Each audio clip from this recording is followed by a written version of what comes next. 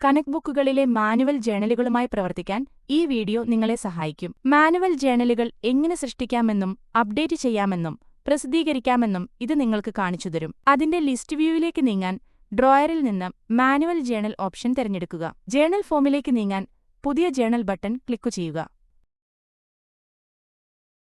ചുവപ്പിൽ highlight ചെയ്ത നിർബന്ധിത ഫീൽഡുകൾ പൂരിപ്പിക്കുക. താഴെ കൊടുത്തിരിക്കുന്ന പട്ടികയിൽ നിങ്ങൾക്ക് ഡെബിറ്റ് അല്ലെങ്കിൽ ക്രെഡിറ്റ് ഇടപാടുകൾ ചേർക്കാം. ഓരോ ഇടപാടിനും അക്കൗണ്ടും കോണ്ടാക്റ്റും നിർബന്ധമാണ്.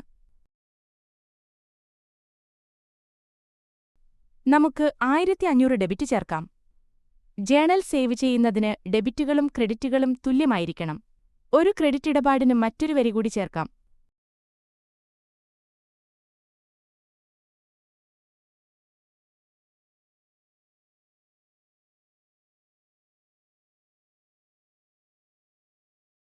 വ്യത്യാസം ഇപ്പോൾ 0 ആണെന്ന് നിങ്ങൾക്ക് കാണാൻ കഴിയും.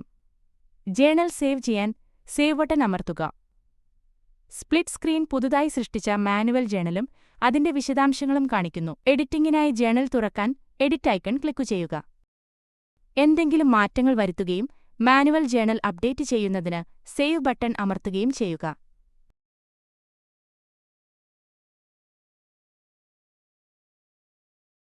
മാനുവൽ ജേണൽ പ്രസിദ്ധീകരിക്കാൻ പ്രസിദ്ധീകരിക്കുക ബട്ടൺ ക്ലിക്കു ചെയ്യുക.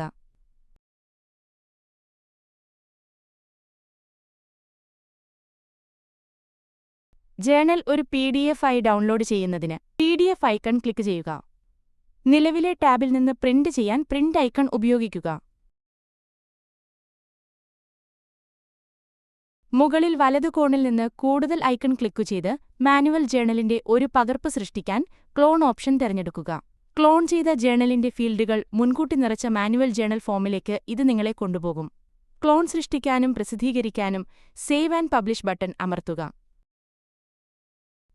നമുക്ക് മറ്റൊരു ക്ലോൺ ഉണ്ടാക്കാം.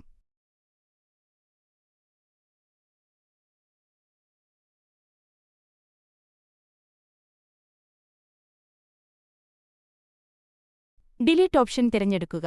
തുടർന്ന് മാനുവൽ ജേണൽ ഇല്ലാതാക്കുന്നതിന് അനുബന്ധ ഡയലോഗ് സ്ഥിരീകരിക്കുക. ലിസ്റ്റ് വ്യൂവിലായിരിക്കുമ്പോൾ ഗിയർ ഐക്കൺ ക്ലിക്കു ചെയ്ത് അതത് ഇറക്കുമതി സ്ക്രീൻ തുറക്കുന്നതിന് ഇറക്കുമതി ജേണലുകൾ ഓപ്ഷൻ തിരഞ്ഞെടുക്കുക. മാനുവൽ ജേണലുകൾ CSV ഫോർമാറ്റിൽ എക്സ്പോർട്ട് ചെയ്യുന്നതിന് എക്സ്പോർട്ട് ജേണൽസ് ഓപ്ഷൻ തിരഞ്ഞെടുക്കുക. നിങ്ങളുടെ മെഷീനിലേക്ക് ഫയൽ ഡൗൺലോഡ് ചെയ്യുന്നതിന് ഇവിടെ ലിങ്ക് ക്ലിക്ക് ചെയ്യുക.